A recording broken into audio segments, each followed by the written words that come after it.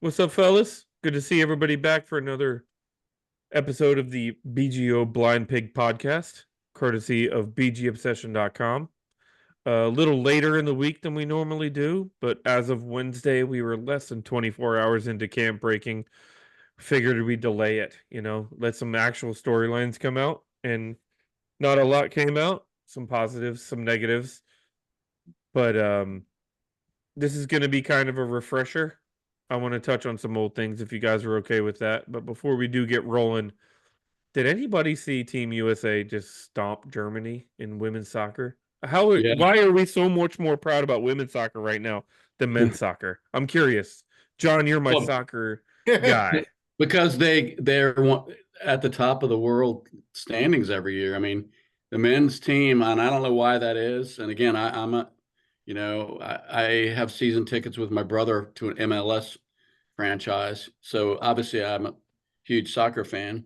But I just think the quality of the play, the men, not that they haven't had some decent teams, but they just aren't. They haven't been able to break through. And I don't. I guess the question I've always had is, why is it different for the women? Is it the quality of the coaching? Is it just that our athletes are so much better than maybe some of the traditional soccer powers? But I don't know. But that's the only Olympics event I've watched so far, and that was great. I mean, it was uh, Lindsay Horan. I just got the biggest crush on her, and it's really just because she is just an absolute beast.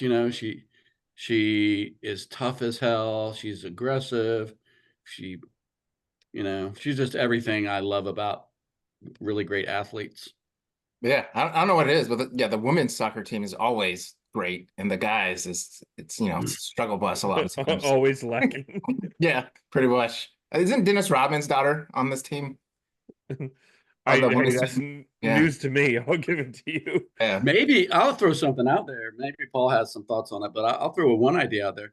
Maybe in these other countries, you know, women have never been. Maybe it's not like on the male side where they've been playing it since they were little kids. Maybe it's more of a modern thing that women play soccer, even in Europe and Central America and Africa and places like that. So it could be. It's not like women have been, and across the world have been given every opportunity, for decades and decades and decades. There's still a lot of backwardness in terms of how they're viewed, and even athletes. So just maybe that has something to do with it. So we Yeah, don't have as much. We don't have as much time and experience to make up. We don't have that because anyway, I don't know. I can say here in Canada at least, the women's team has always traditionally had a lot more success than our men's soccer team. I would say only until recently, like just last month there, like a few weeks ago, like Canada had a really good showing in Copa America, getting to the semifinal. But I mean that's been the first time in forever that there's been something that the men's team can be proud of. It's always been about the women's team here in Canada, and they've always they've had some strong showings at past Olympics and whatnot. And like our biggest Canadian soccer star has probably been Christine Sinclair, and I think she's retired now. But yeah, it's funny you say that because for me here in Canada, it's always been the women that traditionally have more success than the men. So I wonder if that's more of a North American thing because European soccer on the men's side is elitism. You know what I mean? Like if you go to Europe, Messi and those guys are revered the same way that LeBron and Jordan are revered here, and we don't have that. So I do wonder if that's kind of where that comes from. You know what I mean? It's a different world over there. What a topic for Bob to miss. I know. I wanted him to get on because I mean, He one of our regulars couldn't make it tonight. So, but yeah, Neo. that was a great match, man. That was really and Smith too. Is it Stephanie Smith? I'm trying to. Anyway, Well, the one. one homegirl had 2 goals in the first half, and it Yeah. looked like she wasn't even trying. It was great. Anyways, to the Commanders. Now that we can get the pleasantries out of the way, to the Commanders, guys. I wanted to pose a question in this podcast. I'm curious. We're 4 days into camp. There hasn't been a huge storyline come out of camp yet. Nothing that anybody's like losing their mind about. Some little tidbits here and there, but I am curious. Do you guys view Dan Quinn? I guess I should pose it different. How do you view Dan Quinn now versus how you viewed him when they announced the hire? Has it changed? Is it the same? Because I know that on this podcast, on the Blind Pig podcast, that we were very meh. Like Dan Quinn was we were almost looking at him like the settle hire. You know what I mean? Like the guy, he wasn't the sexy hire. It was the guy we could get because the guy we wanted wasn't here. But there's been a lot of love for that guy over the last month and a half. So I'm curious, has it changed from the day that they announced they were interviewing versus now, or where do you guys stand on that? I personally feel as though it has changed for me. I was fine with him being hired, but I think, like majority of people, he probably wasn't my first choice. Part of the reason why I am really warming up to him, and granted, games haven't been played yet, and ask me this question at the end of September, and my answer might be different, but I view the hiring a lot more favorably at this point because I certainly like a lot of the things I've been hearing that he has been saying. In particular, the idea about him not really being interested in a rebuild. Like he's interested in this team playing with urgency right from the get go. He talks about the idea of this league being a results driven league, and I like the fact that he wants his players to come out, play with urgency, and to have that belief that they can compete right from the get go. So I think that's a really good way to set the tone for this franchise, and for the direction that we want to head in. And for that reason in particular, I've really warmed up to him. Yeah. What about you, Tony? Yeah, I was gonna similar. say, Tony, you weren't here at the prelims, so I am curious what you felt Yeah, when Quinn was hired. yeah, I'm similar. When he was first hired, I was kind of lukewarm. I was like, oh, is this another just retread type dude? But over time, one thing that helped me change my opinion is the staff he put together. He put together what looks like a really good staff of coordinators and assistants that probably someone who's more of a younger hotshot doesn't have those connections to do so. And then also, anytime you see his interactions with with Peters, I don't think you can fake that. They seem really on the same page and they're always on the same note. So for those two reasons, those are kind of things that have swayed me to be more optimistic about Quinn and his leadership style too. Yeah, I guess I wanted Mike McDonald back then, and that was my guy. And we had a lot of intel from a former member who knows his family that it was pretty much close to a done deal. So I was started out very disappointed, not so much about Quinn, but just because we didn't get the guy that I thought would be great. And I will say this: if 3 years from now the Seahawks are a Super Bowl contender and we're a 500 football club, I'll probably return to how I felt on the day that Quinn got hired. But I will say this: he seems like one of the most genuine cats in the NFL, especially at the head coach level, because there aren't too many guys like Joe Gibbs who mean what they say and say what they mean and live what they say and mean. And he definitely seems to be that kind of a guy. And what I'm starting to see is, I think really good football coaches, the tone that they set, it runs through like threads through the whole team and the players. And part of that is, like you guys mentioned, bringing in the guys that he has brought in to surround himself with. But anyway, I feel like he has set a tone, and I mean we can all spout off like the phrase. We can spout off Ron Rivera isms, which make us cringe, versus the stuff that Dan Quinn is saying. It's just basic stuff, but it's what we've been lacking, like a team identity, being physical, not making excuses, walking the walk, not just talking the talk. So I feel really positive about him. But again, we've been here before, right? I think there was a lot of talk when Shanahan was brought in that it was going to be a different this time. And, we got a former, we got a future Hall of Fame head coach again. And so it can all change if we don't have on the field success. But I think he knows that more than anyone.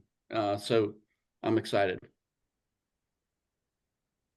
Yeah, I agree. I think a lot of I was very meh with Dan Quinn. I almost was a little apprehensive with Dan Quinn coming into the coaching search.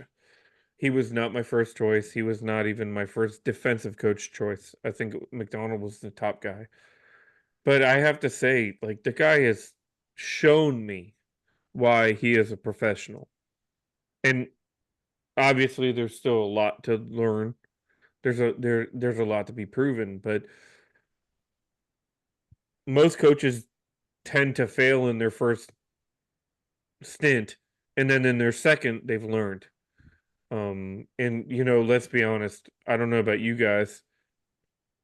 I don't know what we would give to have the next 5 years be what his 5 years were in Atlanta, right? Like, are you kidding me? Are you telling me you could guarantee me a Super Bowl appearance in the next 5 years? Even if you're up 28-3 and you lose, you're still in the freaking Super Bowl. We haven't sniffed that in 30 Yeah. years. So let's be honest here. So there's a lot there, and I think I love what he's done with his staff. And I think he's proven that he is not trying to control and manage things he doesn't know. He's bringing in guys that know their things, and they're professionals, and they're very well versed in, like, Anthony Lynn is a run game coordinator of all things. Are you kidding? Like, the simple fact that that guy is not taking it upon himself to say, I know how to run the ball, and he's bringing in arguably the best person on the market for that. You know Mhm. what I mean? Is an act of humility. So I hope it works. I think there's a pipeline, because if this team is really good this year or better than what people are expecting, we could see a lot of exodus. But I think there are layers here, and something we haven't seen in a while, where before we were like, please don't hire this guy away, or please don't hire that guy away. And it's like, well, if you hire Kingsbury away, we've got three guys who have offensive coordinator experience on the coaching staff already. So Mhm. I like what he's done.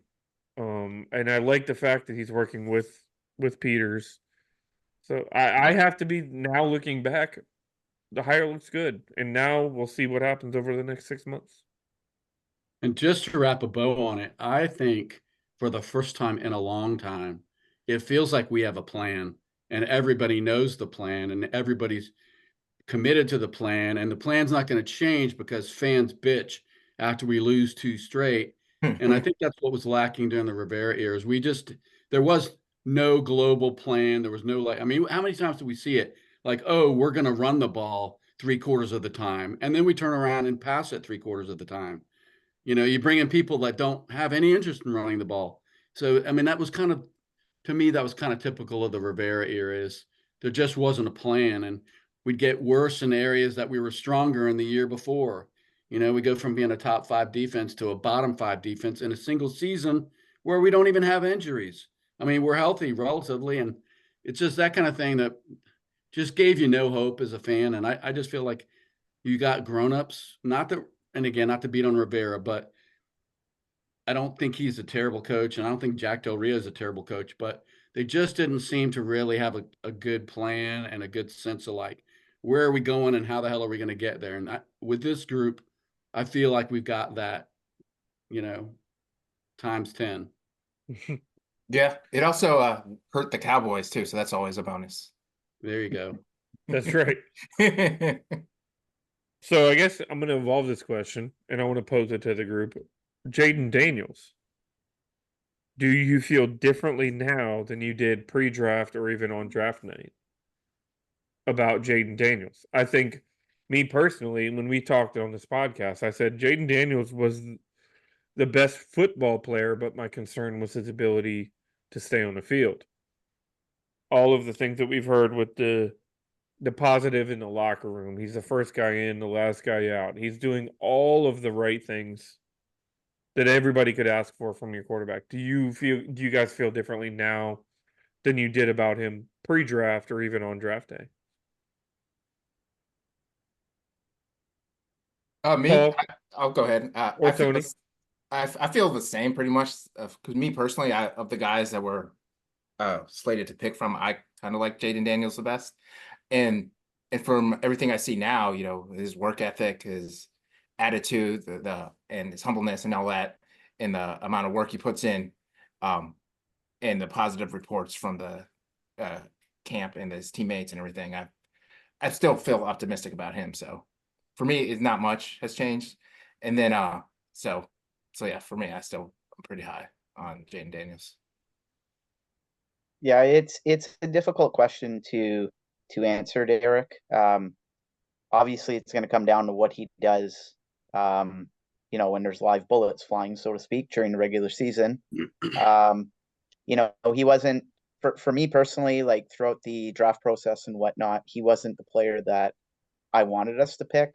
But again, his approach is really good, or seemingly is.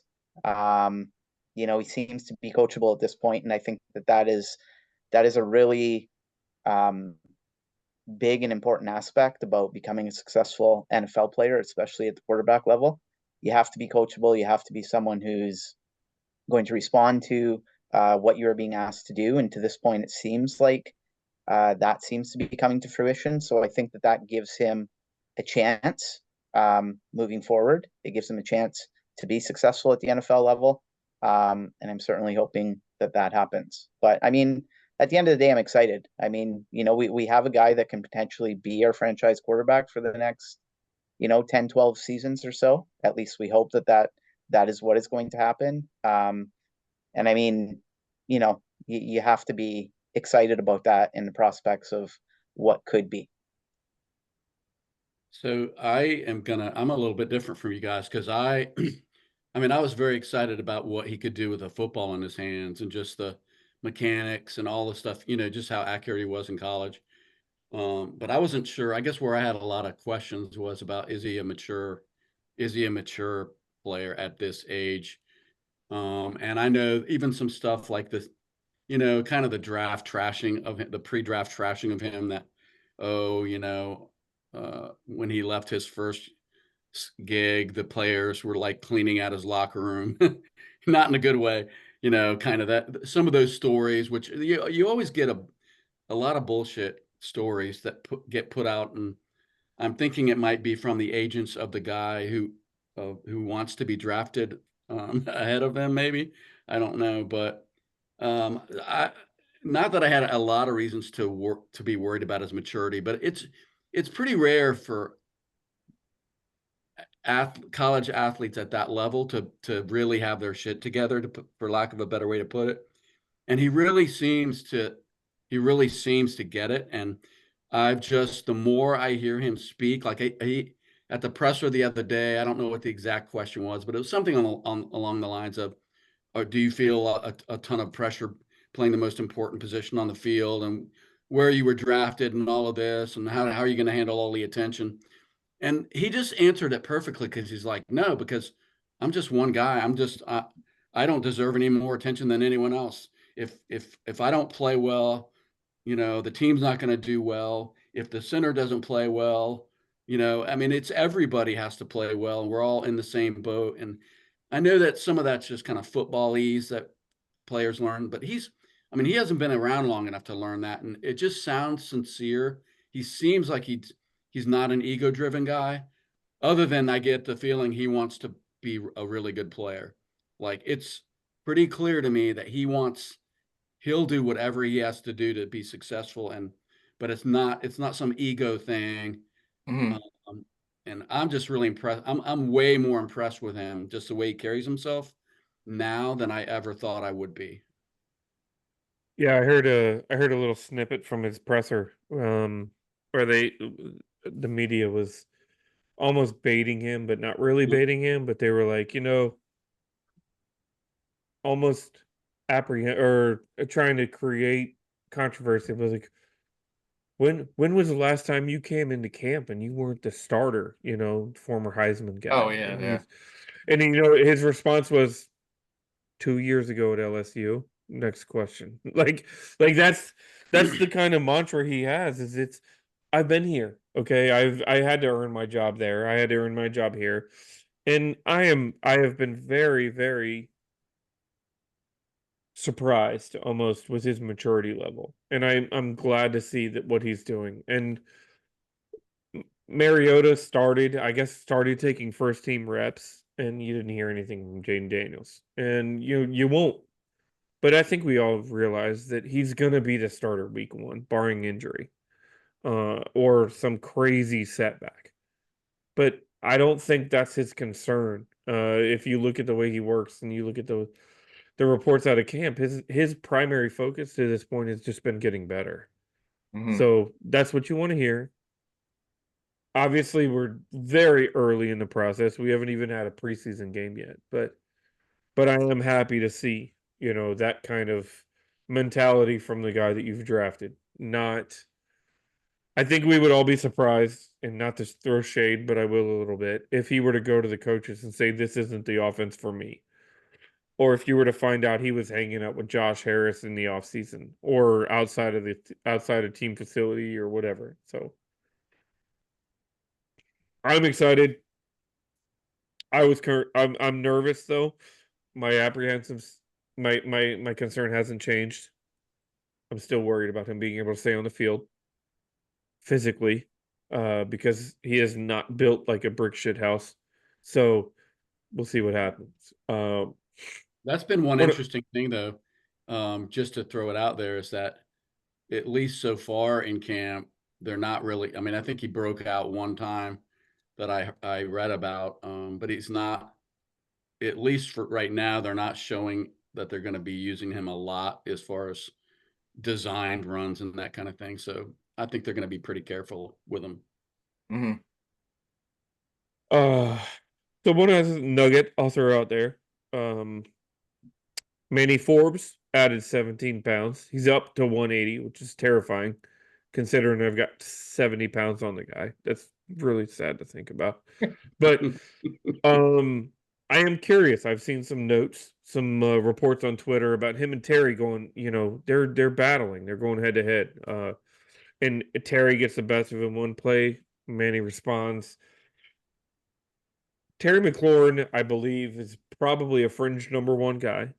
I love the dude. I will root for the guy forever. I don't think he's your typical Mike Evans, Calvin Johnson dominate your offense kind of guy, but I do think that he can absolutely be a focal point of an offense. So when that guy and Manny Forbes are starting to go head to head in practice, I mean, what does that raise your eyebrow a little bit? What are you thinking about Forbes now?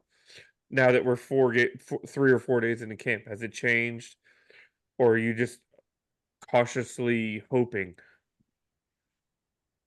It gives me personally a cautious sense of optimism. Because as you said, Derek, he's going up against Terry McLaurin. And you were talking about, him being like a fringe number one receiver. But the thing that and I totally agree with you, but the thing that I would say in regards to Terry McLaurin is you're probably not going to find too many players around the NFL that put the level of professionalism into practice and into preparation that he does. So just in terms of setting a tone and setting an example for the level of professionalism that you need to go about doing your job in the NFL, we couldn't ask for a better player for him to be matched up against. Because he's certainly going to push him to the limits, and push him to a point of intensity that is going to be needed week in and week out. So I think it's a little bit of a wake up call for him. Hopefully, a wake up call in a positive sense. And I certainly hope that it brings some noticeable difference on the field this year. I mean, it sounds like he's got his confidence back, which that's no little thing considering what he went through last year. And I mean, I've been the most vocal one on this podcast, saying I don't have a lot of belief that he's going to make it as a starting cornerback. But I would be so happy to be made to look like an idiot, and that certainly wouldn't be the first time that had happened if he really like turns the corner and turns into what they thought he was when they drafted him. So and I also think the fact that that he may be our punt returner, or at least one of our punt returners there, I think that's really cool. And that's another thing I love about Quinn and the coaches is they'll put anyone at any position if they think they can be a playmaker there. And in the modern NFL, putting someone out there that's even potentially a starter on special teams is kind of, I don't want to say it's unheard of, but it's not very common to have starters on either offense or defense that are out there. And right now, I mean, if you held a gun to my head, I'd probably say right now you're probably looking at St. Juste and Forbes at corner and Martin and Shin at safety as our starters, unless Forbes can't handle it, unless he gets beat out by one of the vets. But I would almost bet that you see Davis as starter at corner over Forbes. Maybe. How you feel about Forbes, Tony? Yeah, I'm cautiously optimistic. I mean, that's a good sign that he could hold his own in practice against Terry. Adding some muscle, obviously, for him, it's good. And just like John said, I think it must sound like a broken record with this. I think coaching is going to make the biggest difference for him to have like good coaches that know his strengths and whatnot.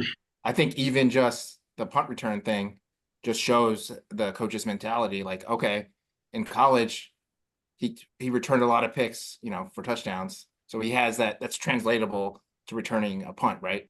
So, even thinking of like, okay, what's this guy? What are some things we know already he has a talent for, and let's work on that. And while also, bringing up his skills in the base defense and everything. So I'm looking forward to it. We'll see how it goes with him. And then, with Davis or some of the other free agent guys they brought in too.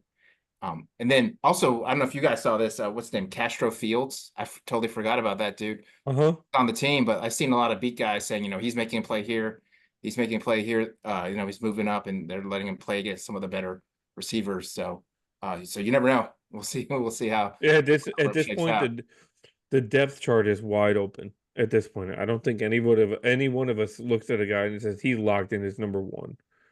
You know what I mean? So, all right. So to loop back around, I am curious to you guys, just to finish this type of conversation. Has your expectation of this season changed over the last 3 months? There's been a lot to happen with free agency, the draft, since they hired Dan Quinn, since they hired Adam Peters, since all of these things have happened. Do you think that we will end up in a different position at the end of 2024 than when we entered this league year? I'm just curious how you guys feel about that. Are you talking record wise, Derek? Yes. Yeah. Well, I mean, if you want to make a record, yeah, but if you want to make it even just progression, you know what I mean? Because I personally, I don't think we coming into this season, there were so many questions and so many of those boxes might have not been checked, but we've at least filled in the bubble. You know what I mean? Like, and so you can look at this team a lot differently than you can going into the last off season or coming out of the last off season. So I'm just curious if you're more confident going into the season, whether you think that the confidence is about this year or going forward. Yeah, I personally am not putting a ton of expectations into this year. I'm not holding my breath that we're a playoff team in 2024. do I think that we can be a team that is respectable and a team that can compete and a team that can be a tough out every Sunday? Absolutely. That to me is the minimum standard. I could see this team winning, somewhere between 6 and 8 games come the end of the year. I think a lot of that is going to be dependent on how quickly this coaching staff can get this team to gel at the early part of the year. If we can survive, the first month and a half, I think that gives me a level of cautious optimism going into the latter stages of the year that we can push for somewhere close to a 500 record. But again, I think it's more of a long-term goal. It's more big picture in mind. I think that this has to be a season that lays the foundation down for what is to come, a year or two down the road.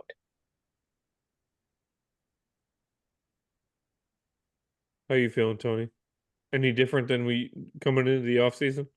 Yeah, I think yeah, definitely more optimistic than, at the end of Ron's time and just starting off. I feel like I would be like extremely disappointed if we're not competitive this year.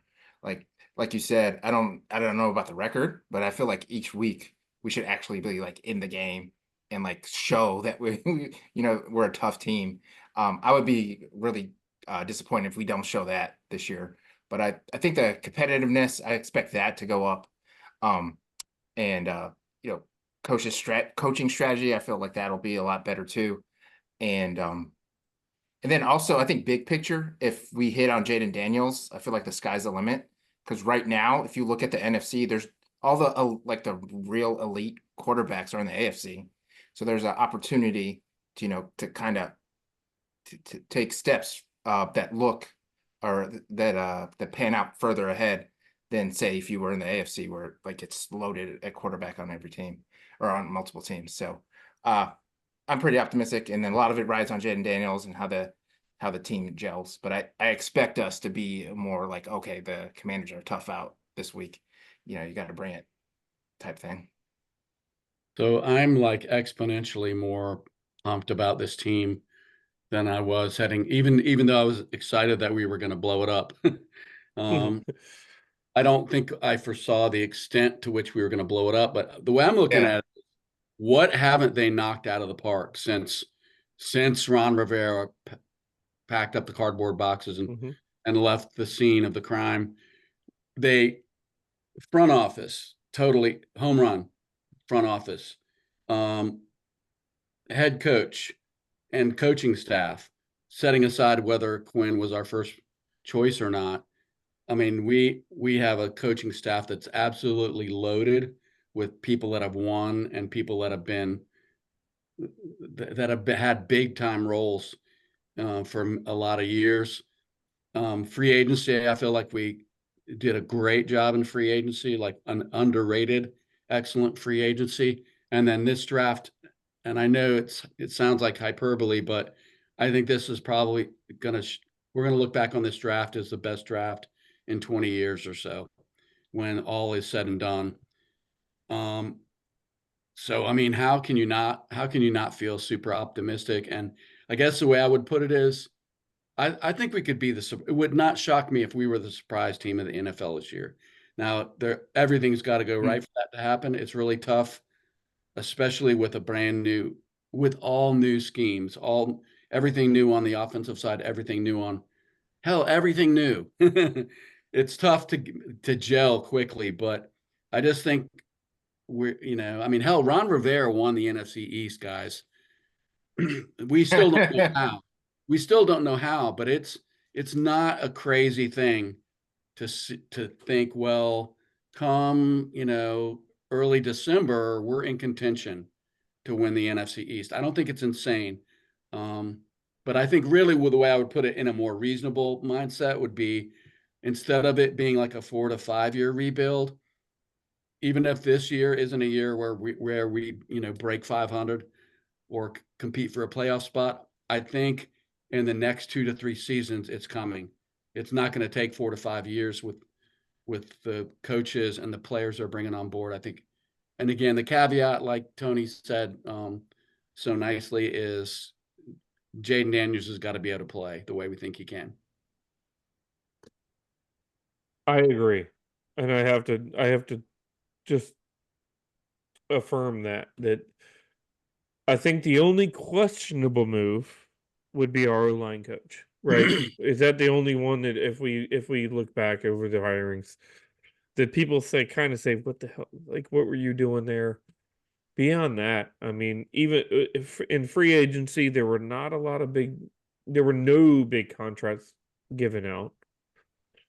You look at the way that the teams come together, things look big, things look good. Now Johnny Newton, I mean, people were crashing Oh this yeah. team for the Johnny Newton pick. And then those same people are like, this guy just made it back for camp, and this guy could be a complete difference maker. You know what I mean? So there's a lot of things going on in that camp. And we're in 1 year, we're in the first year of this whole reconstruction. I don't even want to call it a rebuild. Rebuild means that like you're taking, you know, drywall down. This is a reconstruction. We're down to the foundation at this point. We've nuked this thing and we're going to start over again. So, to that point, I would, as our final talking point, would like to reach or touch on Jason Wright. It has now been announced that Jason Wright is going to finish the 2024 season as a member of the staff, and then he's moving on. I'll throw out there that I thought Jason Wright, I've had my struggles with him. But in his defense, I do wonder how much of it was him and how much of it was the fact that he was a parrot, and for lack of a better term. I think he was a plant by the NFL. I think he was issued to the team, and a lot of the things that we hold him responsible for, like the commander's name, I don't think he was responsible for. I think Snyder had the commander's name chosen the day they decided that they were going to change the name. And the 2 years of fan voting on all that was just a dog and pony show. I think it's ridiculous. So I can't really hold that against him. Some of the other things like the Sean Taylor memorials and all of that, yes, absolutely. How do you guys feel about Jason Wright moving on? I think I know John's answer, but I'll throw it to you first because I have thrown it to the other two early. So, Jason Wright moving on. What do you think? Well, I mean, I think he was doomed to. I don't know if fail might be too hard of a word. Um,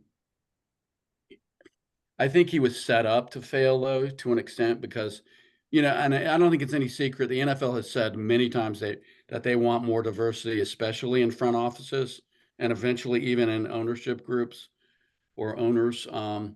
So the guy's very smart. He's savvy. He's a former NFL player. So it's hard to say like he wasn't qualified, but I think putting someone with limited experience, which I think is fair to describe him, into the worst ownership situation probably in NFL history All at the in the time. midst of a sale too. Right. And then expecting it to go well. I and as far as the name thing, I don't know whose fault that was. It's somebody's fault. But I always felt like that was Ron Rivera sitting around, throwing darts at the dartboard and said, "Yeah, that sounds military. Let's go with that." But um, you know, I feel like he probably did the best he could in a horrible situation. I don't know how anyone could dislike Jason Wright because he seems like a super nice man, but I think it's going to be good for him to get a fresh start.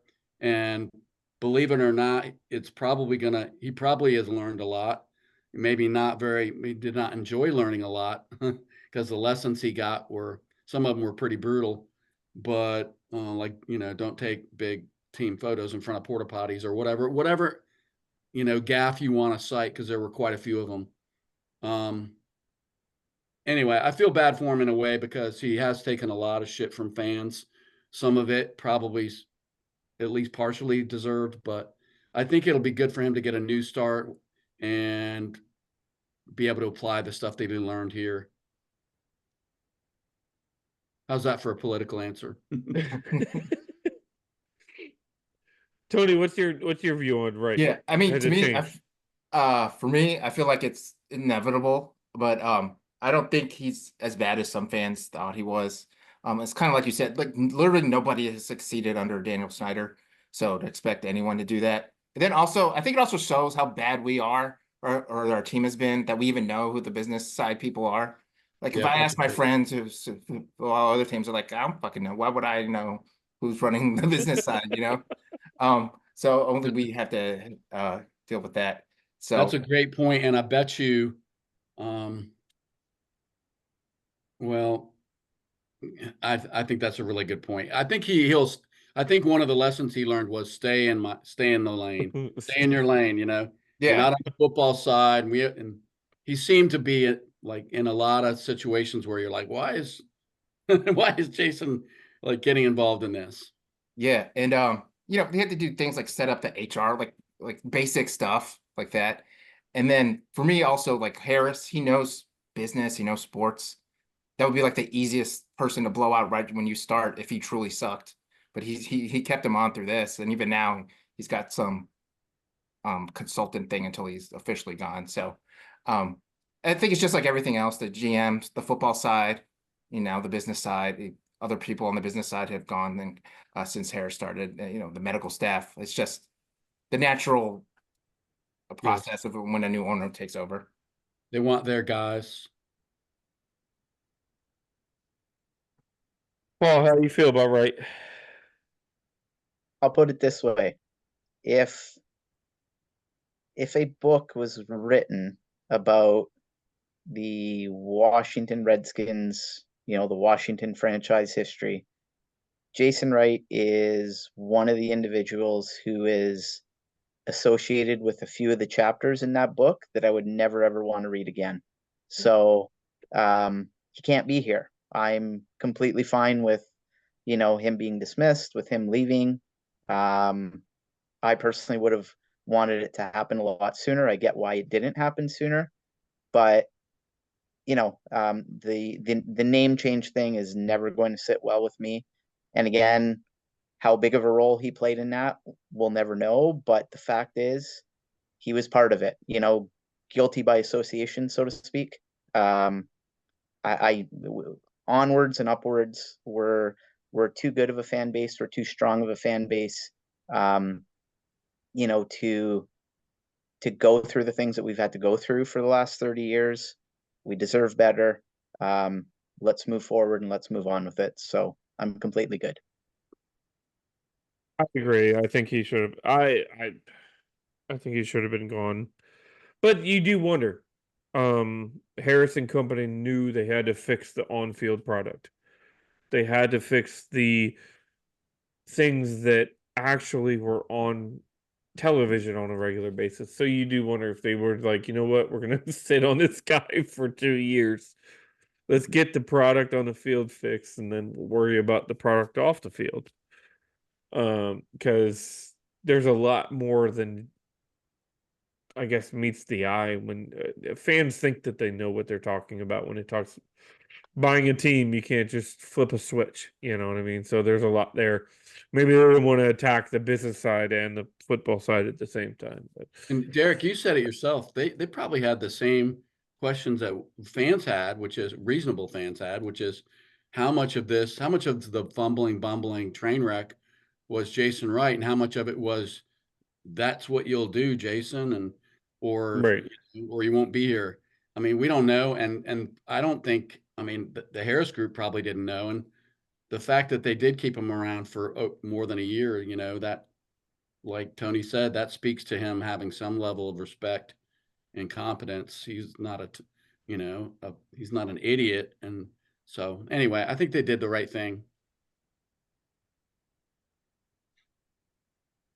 Well, gentlemen, it's been a pleasure. If you don't have anything else, campus recap. Today was the first open practice, by the way. I will also give a nod to the Oh, team. can I throw out one like small thing? Do it. So I don't know if you guys have been watching the Hard Knocks with the Giants. I just Yes. thought this was really funny.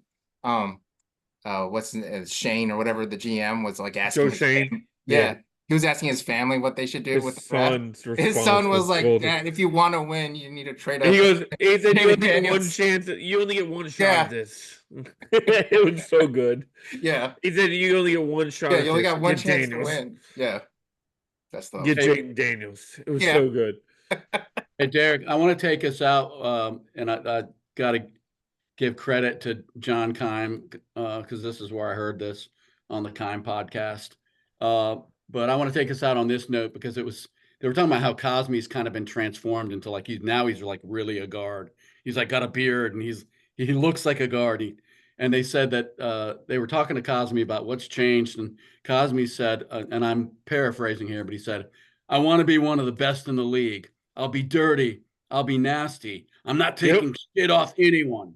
It's So I'm so like, good. yeah. Yeah, it's so good. That sounds like Dan Quinn and Joe Witt to me, man. I loved it. Oh, I yeah. loved it. I loved it. I heard that. I did hear that. It's so good. I hope the rest of the offensive line be nasty. Yeah, Like, we need some nastiness. pardon my friend, fuck it. Just hit him right in the face. That's what we haven't had that in years. Amen. Go. All right. Well, gentlemen, as always, it's been a pleasure. If you've made it this far, if you've been here before, you know the drill. Like, share, follow. If you haven't been here before and this is your first time, I'll let you know you can watch the video on YouTube or you can follow us on the any audio podcasting platform. Like they're 18 or something stupid like that, right, John? That's right. And then you can catch us on all socials, Facebook, Twitter, and of course, please join us on bgobsession.com. We are always welcoming. It is completely free to join. There are no obligations involved in it. You can come. We have contests. I'm sure Paul's going to come up with some massive contest during the season where we try to pick the guy who has the most touchdown catches while on third down with all of the other things. But we have a lot of fun on the board. So please join us up, come up, hang out, mix it up, and enjoy yourself. And if find your way over there because we enjoy new members all the time.